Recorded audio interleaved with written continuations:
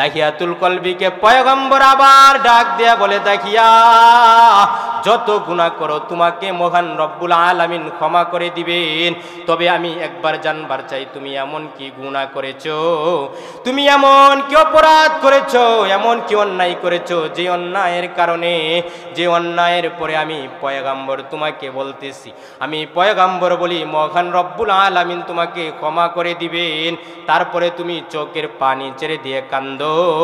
দাহিয়াতুল কলবি পয়গম্বরের কাছে গিয়া বলে, নবী আমার যে দুইটা ঘাত দেখতেছেন, এই দুইটা ঘাত দিয়ে এমন কোনো অন্যায় নাই আমি করি নাই, এমন কোনো অপরাধ নাই আমি দাহিয়াতুল কলবি করি নাই। এই দুইটা ঘাত দেখতেছেন, এই দুইটা ঘাত দিয়ে আমি কমপক্ষে 100 জীবিত কন্যা সন্তানকে পাথর চাপা দিয়েছি, 100 কন্যা সন্তানকে আমি মাটি চাপা দিয়েছি গো নবী।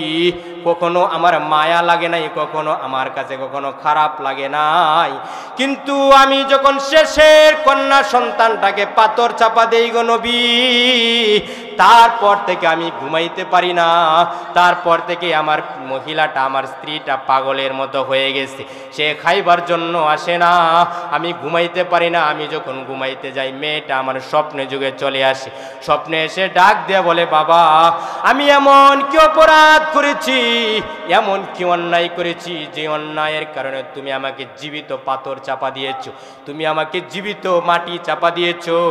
আমার একটাই মাত্র অন্যায়, একটাই মাত্র অপরাধ, আমি তোমাকে বাবা বলে ডাক দিয়েছিলাম, আমি কসম করে বলেছিলাম তুমি যখন পাথর চাপা দিয়েছো, আমি কসম করে বলি তো আমি তোমাকে কখনো বাবা বলে ডাক দিব না। আজকে যদি আমাকে ছেড়ে দাও, দূর বহু দূর আমি চলে যাব, আজকের পর থেকে তোমার চেহারাও আমি দেখব না, আমি উম্মে জামেলার চেহারাও তুমি দাহিয়াতুল কলবি আমার বাবাও দেখতে পাবে না।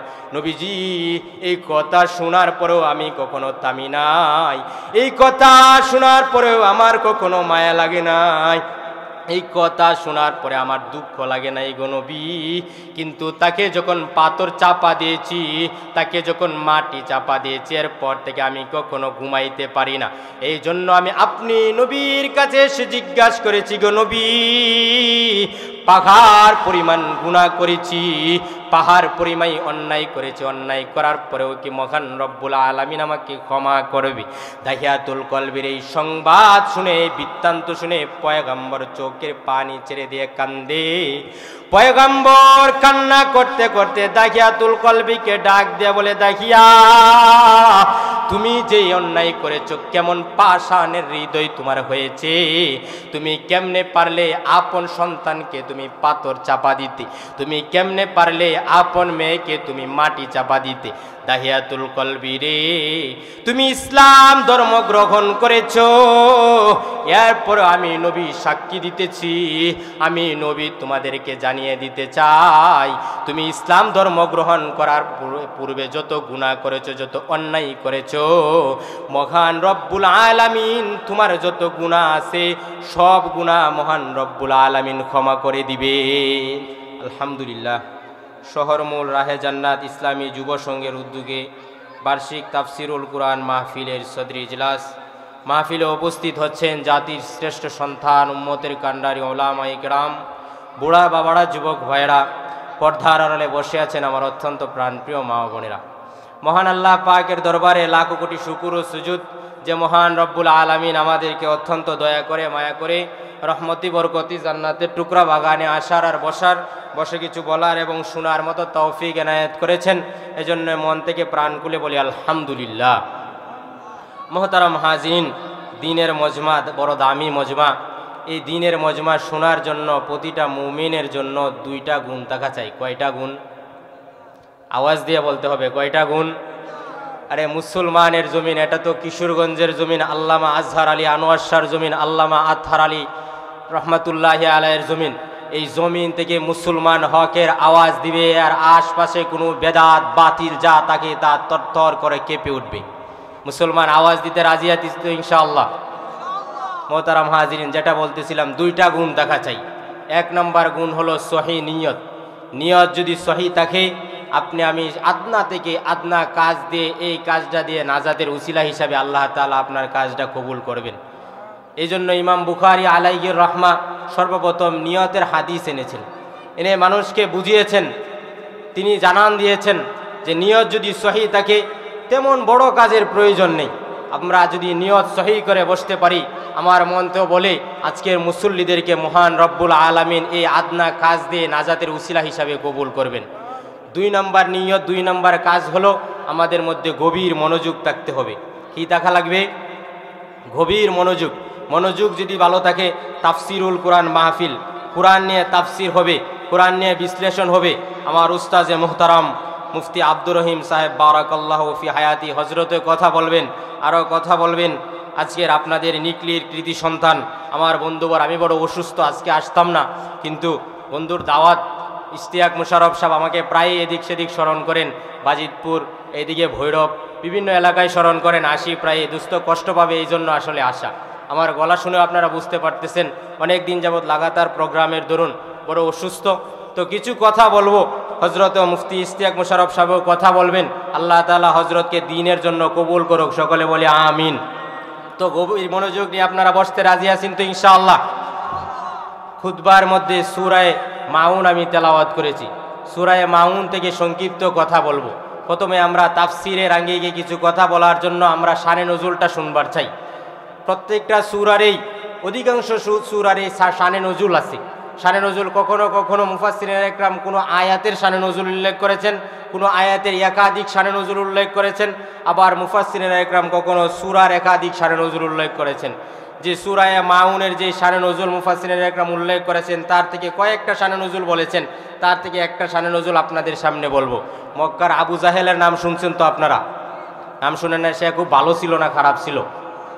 যতগুলা বদ অভ্যাস ছিল তার সবগুলা বদ অভ্যাসের মধ্যে একটা বদ অভ্যাস ছিল, সে মানুষ যখন এমন কোনো মানুষ তার সামনে হতো, এমন কোনো মানুষ যখন তার সামনে হতো যে তার কোনো উত্তরাধিকারী পৃথিবীর জমিনে বেঁচে নাই, তার কোনো উত্তরাধিকারী, এমন কোনো উত্তরাধিকারী নাই যে প্রাপ্তবয়স্ক হয়েছে, সে এই জমিনটা, সে এই মালের মালিক হবে, এমন কোনো মানুষও যখন নাই, তখন তার পাশে গিয়ে আবু জাহেল বসতো। বসে গিয়ে বলতো, বাইরে তুই তো পৃথিবীর জমিনে হয়তো বেশি দিন টিকবি না, তুই তো হয়তো বেশি দিন পৃথিবীর জমিনে বাঁচবি না, তার চেয়ে বরং তোর যে সন্তান আছে, নাবালেগ সন্তান, এই সন্তানকে মানুষকে অত্যাচার করবে, অপমান করবে, মারবে, তার চেয়ে আমার অধীনে তোর সম্পদটাও দিয়ে দে, সাথে সাথে তোর সন্তানের দায়িত্ব ভার আমার কাছে দিয়ে দে। মানুষজনও তো বুঝতো, হ্যাঁ রে, মানুষটা সে নেতৃস্থানীয় মানুষ, মক্কার নেতৃস্থানীয় মানুষ, যখন মানুষজন বুঝতো তার হাতে দিয়ে দিত। কিন্তু যখনই এই মানুষটা প্রাপ্তবয়স্ক হতো, এই পিচ্চি সন্তানেরা প্রাপ্তবয়স্ক হতো, তখনই সে এই সম্পদটুকু দিত না। কি বলতো, আমি তোদের সম্পদ পাই নাই। এমনই একজন আমাদের জমিনেও কিন্তু আমাদের নিকলিতে নাই এরকম মানুষ, চাচার সম্পদ মেরে মেরে খাচ্ছে, আছে না নাই? আপন পিতার সাথে, আপন সন্তানের সাথে পিতা এরকম জাহিলিয়াত করছে, আছে না নাই? জুলুম অত্যাচার করছে, আছে না নাই? আবার আছে বহু সন্তানের নামে, ছেলে সন্তানের নামে সম্পদ দিয়ে দেয়, মহিলার নামে, মেয়ের নামে দিচ্ছে না, আছে না নাই? আবার দিলেও এরকম সন্তানটা যেই সম্পদটার দাম কম, সবচাইতে কম, এটা মেয়ের নামে দেই। এমন করা যাবে না। আজকের 26 তারিখের মাহফিল থেকে আপনি আমার পণ আর প্রতিজ্ঞা হবে যে আজকের পর থেকে কারো সম্পদ মেরে খাওয়া যাবে না। রাজি আছি না ইনশাআল্লাহ? আর যদি পণ আর প্রতিজ্ঞা করে তওবা করতে পারি, যিনি ক্ষমা করে দিবেন তিনি কে? আরে মিয়া, আপনি কোন গুনাহ করেছেন? কতটুকু গুনাহ করেছেন? আপনি ওই বনি ইসরাইলের ওই লোকের চেয়ে বেশি গুনাহ করেছেন, যার জন্য মহান রব্বুল আলামিন বৃষ্টি বন্ধ করে দিয়েছে। আপনি তার থেকেও বেশি গুনাহ করেছেন, তাহিয়াতুল কলবির থেকে বেশি গুনাহ করেছেন। আপনি তার থেকে বেশি গুনাহ করেন নাই। যে ব্যক্তি, এক মহিলা, সে মারা গেছে, যুবতী মহিলা, তার খবরে গিয়ে পর্যন্ত তার সাথে জিনা করেছে, নাউজুবিল্লাহ। অমুক মানুষকেও, এই মানুষকেও নবীজি সাল্লাল্লাহু আলাইহি ওয়াসাল্লাম ক্ষমার ঘোষণা দিয়েছেন। নবীজি সাল্লাল্লাহু আলাইহি ওয়াসাল্লাম আল্লাহ তাআলা ক্ষমা করবে এতটুকু আশ্বাস দিয়েছেন।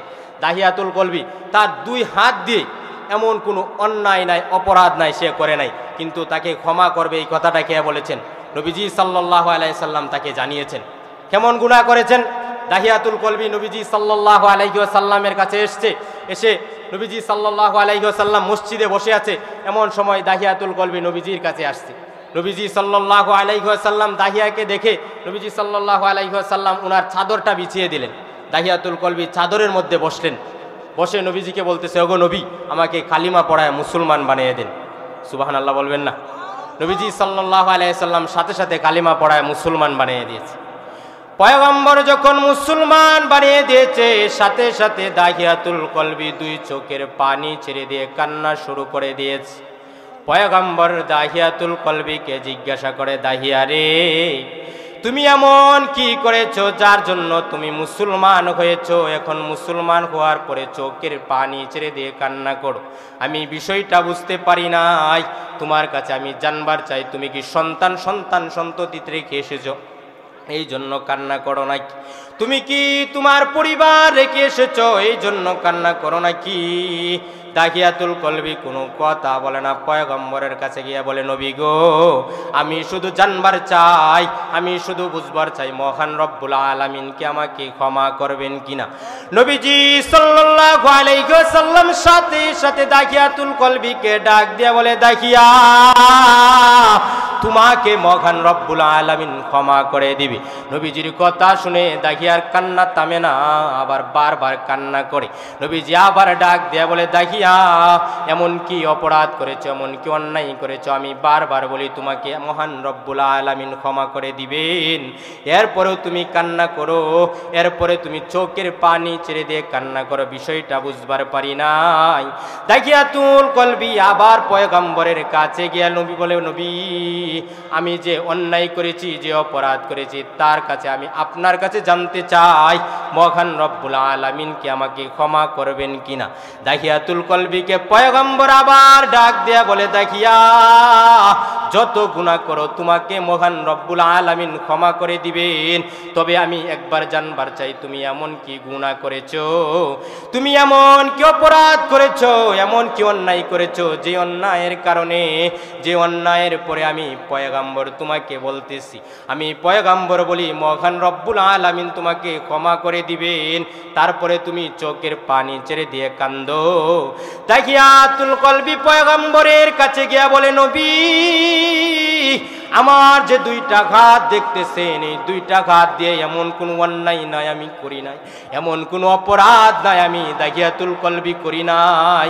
এই দুইটা ঘাত দেখতেছেন, এই দুইটা ঘাত দিয়ে আমি কমপক্ষে 100 জীবিত কন্যা সন্তানকে পাথর চাপা দিয়েছি, 100 কন্যা সন্তানকে আমি মাটি চাপা দিয়েছি গো নবী।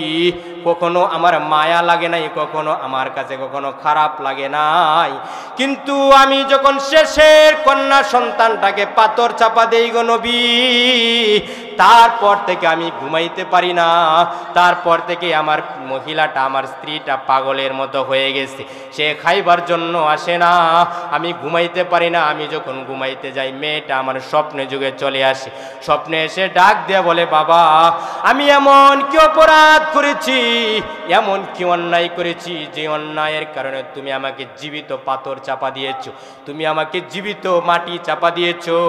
আমার একটাই মাত্র অন্যায়, একটাই মাত্র অপরাধ, আমি তোমাকে বাবা বলে ডাক দিয়েছিলাম, আমি কসম করে বলেছিলাম, তুমি যখন পাথর চাপা দিয়েছো, আমি কসম করে বলি, তো আমি তোমাকে কখনো বাবা বলে ডাক দিব না।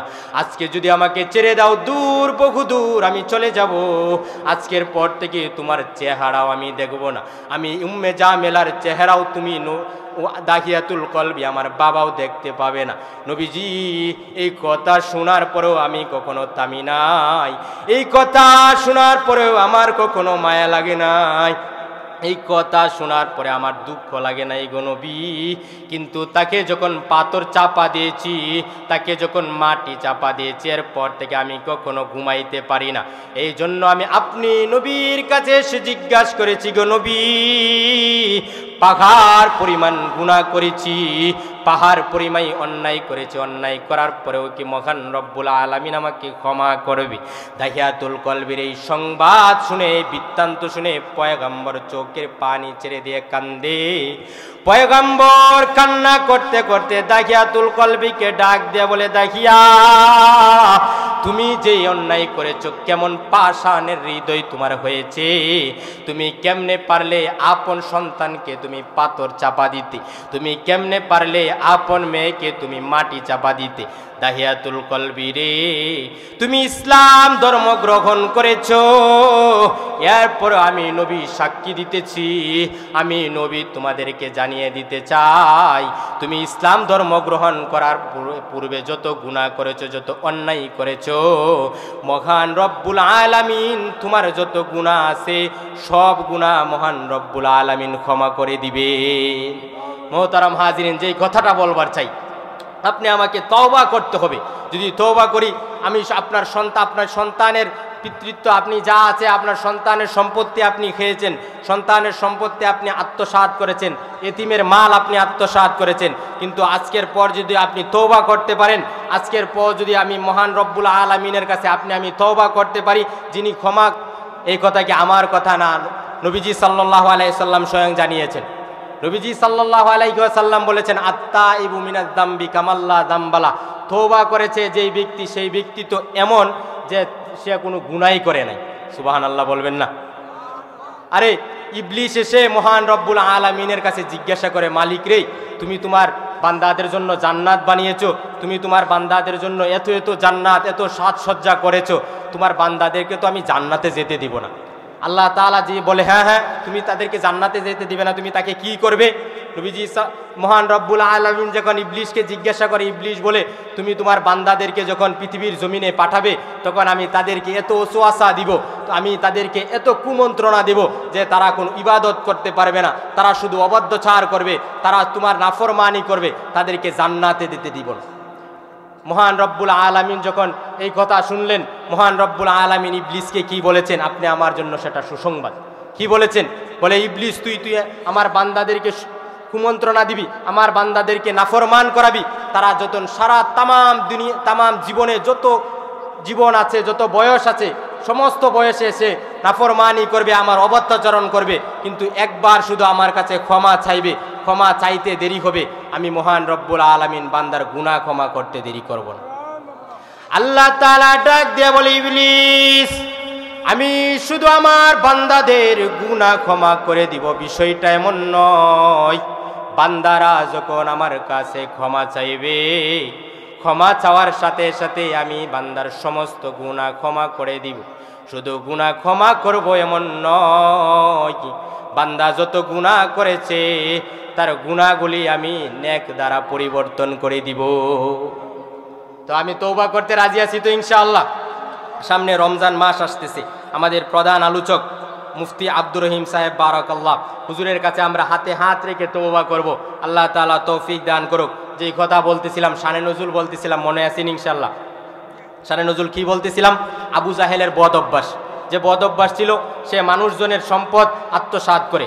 এমন কোনো মানুষ যখন সামনে আসতো যে তার কোনো কিছু চলতে পারে না, সে তার উত্তরাধিকারী নাই, তখন তাদের পাশে গিয়ে বসতো, ইনিয়ে নিয়ে বিনিয়ে বলতো যে তোমার তো কোনো উত্তরাধিকারী নাই, তোমার সম্পদটা আমার ভাগে দিয়ে দাও, তোমার যা আছে, তোমার ফ্যামিলি যারা আছে, তার যারা উত্তরাধিকারী আছে, তাদেরকে তারা যখন প্রাপ্ত বয়স্ক হবে তখন তাদেরকে পৌঁছিয়ে দিব। এমনই একজন মানুষের সম্পদ আত্মসাৎ করেছিল আবু জাহেল।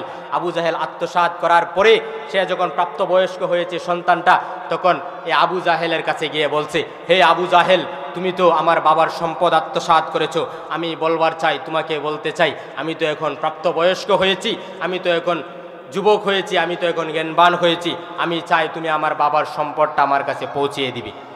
আবু জাহেলের কাছে যখন সে গিয়ে বলল, আবু জাহেল তখন তাকে ঘাড় ধাক্কা দিয়ে বের করে দিল।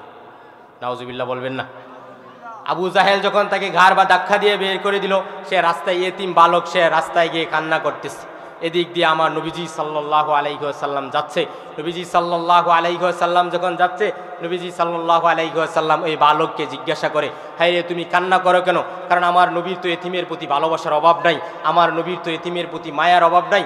নবীজি জিজ্ঞাসা করে, হে, তুমি কান্না করো কেন?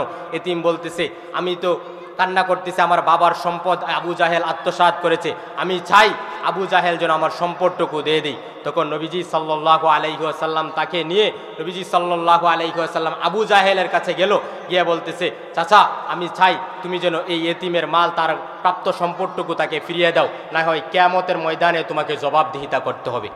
যখন কিয়ামতের ময়দানে জবাবদিহিতা করতে হবে, তখন আবু জাহেল বলতেছে, আমি তো কিয়ামতের দিনকে অস্বীকার করি না। নাউজুবিল্লাহ বলবেন না?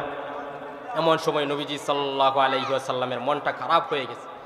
মহান রব্বুল আলামিন আরশ থেকে ডাক দেয়া বলে, দোস্ত, পৃথিবীর জমিনে আপনার কান্নামাকা চেহারাটা আমার বরদাস্ত হয় না। সাথে সাথে জিব্রাইলকে পাঠিয়ে দিয়েছে। জিব্রাইল আয়াত নিয়ে এসেছে, কমপ্লিট একটা সূরা নিয়ে এসেছে। জিব্রাইল এসে নবীজিকে বলে, নবীজি আল্লাহ তাআলা আপনার উপর সূরা নাজিল করেছে। আল্লাহ তাআলা বলেছে, আরো আইতাল্লাযী ইউকাযযিবু বিদ্দীন, আপনি কি তাকে দেখেননি যে কিয়ামতের দিনকে, তুমি কি তাকে দেখেছো যে কিয়ামতের দিনকে, যে ওই দিনকে অস্বীকার করেছে, যে ওই দিনকে বিশ্বাস করতেছে না। তখন নবীজি সাল্লাল্লাহু আলাইহি সাল্লাম যখন চিন্তা করতেছে, আল্লাহ তাআলা সান্ত্বনা দিচ্ছে। আল্লাহ তাআলা আরও বলছে, আপনি তাকে দেখেছেন যে কিয়ামতের দিনকে অস্বীকার করেছে, সে তো সেই যে এতিমকে গাঢ় ধাক্কা দিয়ে বের করে দিয়েছে, আবার মানুষজনকে মিসকিনদেরকে অন্ন দিতেছে না, কিন্তু অন্ন তো দেয় নাই, যারা দেয় তাদেরকে অনুৎসাহিত করে। নবীজি সাল্লাল্লাহু আলাইহি ওয়াসাল্লামের উপর আয়াত নাজিল হয়েছে। প্রথম 3টা আয়াত এই আবু জাহেলের, প্রথম 4 আয়াত আবু জাহেল সম্পর্কে নাজিল হয়েছে, আর পরের 3 আয়াত মুনাফিকদের সম্পর্কে নাজিল হয়েছে। পরের কোন 3 আয়াত আল্লাহ তাআলা বলে জানিয়ে দিয়েছেন, ফাওয়াইলুল লিল মুসাল্লিন, ওই সমস্ত ওয়াইল নামক জাহান্নাম রয়েছে মুসল্লিদের জন্য। কোন জাহান্নাম? ওয়াইল নামক জাহান্নামটা এমন জাহান্নাম যে জাহান্নাম থেকে জাহান্নাম পর্যন্ত প্রার্থনা করে, যে আল্লাহ তাআলার কাছে জাহান্নাম চায়। জাহান্নাম যে আছে না, জাহান্নাম চায় যে আল্লাহ তুমি আমাকে ওয়াইল নামক জাহান্নামে দিবা না, ওর আশপাশেও রাখবে না, ওই জাহান্নামে দিবে মুসল্লি। কোন মুসল্লিদের জন্য? যারা নামাজে গিয়ে তাড়াহুড়া করে। এমন মুসল্লি আছে না নাই? মুসল্লি আছে তো, মসজিদে গিয়ে দেখবেন কোন সময় জানি বের হয়ে যায়। সাবধান মুসলমান, এমন করা যাবে না। মসজিদে গিয়ে আপনি আল্লাহর ঘরে আসছেন, যত সময় দেওয়া যায় ততই তো আপনার জন্য লাভ। যত সময় দেওয়া যায় তত সেখানে থাকতে পারেন, আপনার আমল নামায় নেকি লিখা হবে, আপনার আমল নামায় নেকি লিখা হবে। যতক্ষণ সেখানে থাকতে পারেন আপনার চিন্তাধারাও ভালো হবে, আপনার কাছেও ভালো লাগবে। নবীজি সাল্লাল্লাহু আলাইহি ওয়াসাল্লাম কখনো কোনো জাতির জন্য বদদুয়া করেন নাই, কিন্তু নবীজি সাল্লাল্লাহু আলাইহি ওয়াসাল্লাম একটা জায়গায় বদদুয়া করেছেন। আমার নবীজি সাল্লাল্লাহু আলাইহি ওয়াসাল্লাম জীবনে কত কষ্ট, কত নির্যাতিত হয়েছে, কিন্তু কখনো নবীজি সাল্লাল্লাহু আলাইহি ওয়াসাল্লাম বদদুয়া করেন নাই। উহুদের প্রান্তরে নবীজি সাল্লাল্লাহু আলাইহি ওয়াসাল্লাম নির্যাতিত হয়েছে, তায়েফের ময়দানে নির্যাতিত হয়েছে। নবীজি সাল্লাল্লাহু আলাইহি ওয়াসাল্লাম নামাজ পড়তেছে, এমন সময় আবু জাহেল, উতবা, সাইবা এসে নবীজির গায়ের মধ্যে উটের ভুঁড়ি রেখে দিয়েছে, কিন্তু তখনও নবীজি সাল্লাল্লাহু আলাইহি ওয়াসাল্লাম বদদুয়া করেন নাই। শুধু তাই নয়, হযরত সুমাইয়াকে বর্ষার আঘাতে শহীদ করা হয়েছে, তখনও নবীজি সাল্লাল্লাহু আলাইহি ওয়াসাল্লাম বদদুয়া করেন নাই। নবীজি সাল্লাল্লাহু আলাইহি ওয়াসাল্লামের আপন চাচা হযরতে হামজা রাদিয়াল্লাহু তাআলা আনহুর কলিজা চিবিয়ে খাওয়া হয়েছে, তখনও পয়গাম্বর কারো জন্য বদদুয়া করেন নাই। কিন্তু নবীজি সাল্লাল্লাহু আলাইহি ওয়াসাল্লাম এক জায়গায় বদদুয়া করেছেন। নবীজি সাল্লাল্লাহু আলাইহি ওয়াসাল্লাম যখন খন্দকের যুদ্ধে গিয়েছেন, আসরের নামাজটা কাজা হয়ে যায়, নবীজি সাল্লাল্লাহু আলাইহি ওয়াসাল্লাম আল্লাহকে ডাক দিয়ে বলেছেন, হে আল্লাহ, আমি এই জাতিকে বলতে চাই, ওই জাতির কবরকে তুমি আগুন দিয়ে ভরপুর করে দাও, ওই জাতির গড়কে তুমি আগুন দিয়ে ভরপুর করে দাও, যাদের জন্য আমি আসরের নামাজটুকু পড়তে পারি নাই। তো মুসলমান সাবধান, নামাজের ব্যাপারে তাড়াহুড়া করা যাবে না। আপনি নামাজ পড়তেছেন, কিছু মানুষ তো আছে নামাজ পড়েই না, বহু মানুষজন এরকম আছে। আপনি নিজের উপর আপনি ইনসাফ করতেছেন না। আপনি যদি নামাজ না পড়েন, মুসল্লি না হতে পারেন, নিজের উপর ইনসাফ করতেছেন না। অথচ আল্লাহ তাআলা কি বলেছেন? ইন্নাল্লাহা ইয়া'মুরু বিল আদলি ওয়াল ইহসান। আল্লাহ তাআলা কি বলছেন? ইনসাফ করো, আদল করো। কিন্তু আপনি নিজের উপরে ইনসাফ নাই। নিজের উপরে ইনসাফ কেমনে করবেন? আপনি যদি নামাজ পড়েন তাহলে নিজের উপরে ইনসাফ হবে, ইনসাফ আদল হবে, নিজের উপরে ইনসাফ হবে। বহু যুবক আছে, আমার সামনে বহু যুবক আছে, দাড়ি নাই, আছে না নাই? আপনার পনা আজকের মাহফিল থেকে পনার প্রতিজ্ঞা হবে যে আমরা কোনোদিন দাড়ি কাটবো না। রাজি আছি তো ইনশাআল্লাহ? বহু মানুষ এরকম আছে, আমি যুবকদেরকে জিজ্ঞাসা করি, বাইরে তোমরা যে দাড়ি রাখো না, এর কারণ কি? আবার দাড়ি মাঝে মধ্যে রাখো, বিভিন্ন স্টাইলে দাড়ি রাখো, এর কারণ কি? তারা বলে এই যে হলিউড বলিউডের নায়িকাকে দেখে, নায়ককে দেখে তারা দাড়ি রাখে, নাউজুবিল্লাহ। আবার কেউ কেউ দাড়ি রাখে না। বলি, জিজ্ঞাসা করলাম এক যুবককে, ওই দিন জিজ্ঞাসা করলাম, তুমি দাড়ি রাখো না কেন? বলে, হুজুর দাড়ি রাখলে তো কেমন যুবক একটা নিজের মধ্যে বৃদ্ধ ভাব চলে আসে, যৌবনটা থাকে না। নাউজুবিল্লাহ। আমরা দাড়ি রেখেছি, আমাদেরকে দেখতে খারাপ দেখা যায়। আর এই পৃথিবীর জমিনে যে সবচাইতে সুন্দর মানুষ নবীজি সাল্লাল্লাহু আলাইহি ওয়াসাল্লাম, তার তো দাড়ি ছিল। পৃথিবীর জমিনে হযরত ইউসুফ আলাইহিস সালাম সমস্ত পয়গাম্বরদের মধ্যে দাড়ি ছিল, তাদেরকে তো খারাপ দেখা গেছে, তাদেরকেও তো খারাপ দেখা যায় নাই। কিন্তু আপনি আমি দাড়ি রাখলে কি সমস্যা? নবীজি সাল্লাল্লাহু আলাইহি ওয়াসাল্লামের চেয়ে বেশি স্মার্টনেস আমি আপনি প্রকাশ করতে হবে। নবী সাল্লাল্লাহু আলাইহি ওয়াসাল্লাম কতটুকু সুন্দর ছিলেন, সুন্দরের তুলনা হয় না। নবীজি সাল্লাল্লাহু আলাইহি ওয়াসাল্লাম যে সুন্দর ছিলেন, এত সুন্দর, যে সৌন্দর্য যে বিষয়টা, সেটা মহান রব্বুল আলামিন 100 ভাগ করেছেন। কয় ভাগ? 100 ভাগ করে মহান রব্বুল আলামিন 99টা ভাগ তার কাছে রেখে দিয়েছেন। আল্লাহ তাআলার কাছে রেখে আর যে 101 ভাগ আছে সেটা নবীজি সাল্লাল্লাহু আলাইহি ওয়াসাল্লামকে 1 ভাগের 99 ভাগ দিয়েছেন, আর বাকি 1 ভাগ তামাম দুনিয়ার মধ্যে দিয়েছেন। তো নবী সাল্লাল্লাহু আলাইহি ওয়াসাল্লাম কত সুন্দর ছিলেন। শুধু তাই নয়, আমি আপনাদের আরো একটু বলি। হযরত হালিমাতুস সাদিয়া হযরত আমেনার কাছে এসে বলে, আমেনা তোমার কপাল বড় ভালো, তুমি বড় ভাগ্যবান মহিলা। আমেনা জিজ্ঞাসা করে, হালিমা আমাকে বলো আমার কপাল বড় ভালো, আমি বড় ভাগ্যবান মহিলা কিসের জন্য এটা জিজ্ঞাসা করো, আমি জানবার চাই। হালিমাতুস সাদিয়া বলে, আমেনা আমি যত জায়গায় গিয়েছি পৃথিবীর জমিনে, যত ভ্রমণ করেছি, যত জায়গায় গিয়েছি, আমি তোমার সন্তান মুহাম্মদের চেয়ে সুন্দর সুদর্শন কোনো মানুষ দেখি নাই। আমেনা বলে, হালিমা তুমি তো গ্রামের মহিলা, তুমি কেমনে দেখবা আমার মুহাম্মদের চেয়ে সুন্দর, আমার মুহাম্মদের চেয়ে সুদর্শন মানুষ কেমনে দেখবা? আমার মুহাম্মদ এমন বংশের মধ্যে জন্মগ্রহণ করেছে, এমন বংশের মধ্যে জন্ম নিয়েছে, যেই বংশের মধ্যে মক্কার আনাচে কানাচে কত মানুষ আছে, সালিশ নিয়ে আসে, বিচার নিয়ে আসে। এই সুবাদে আমি কত মানুষ দেখেছি, তাদেরকেও তো আমি মুহাম্মদের চেয়ে সুন্দর কোনো মানুষ দেখি নাই। আল্লাহ তাআলা জিবরাইলকে ডাক দিয়ে বলে, জিবরাইল পৃথিবীর জমিনে হালিমা বলে আমার হাবিবের চেয়ে সুন্দর সুদর্শন কোনো মানুষ দেখি নাই। হালিমাও বলে দেখি নাই, আমেনাও বলে দেখি নাই, তুমি জিবরাইল কি বলো? জিবরাইল বলে, হে আল্লাহ আমি তোমার আদেশে শিমাল থেকে জুনুব, মাশরিক থেকে মাগরিব ভ্রমণ করেছি, কত মানুষ আমি দেখেছি, তোমার হাবিবের চেয়ে সুন্দর, তোমার হাবিবের চেয়ে সুদর্শন কোনো মানুষ আমার চোখের সামনে পড়ে নাই।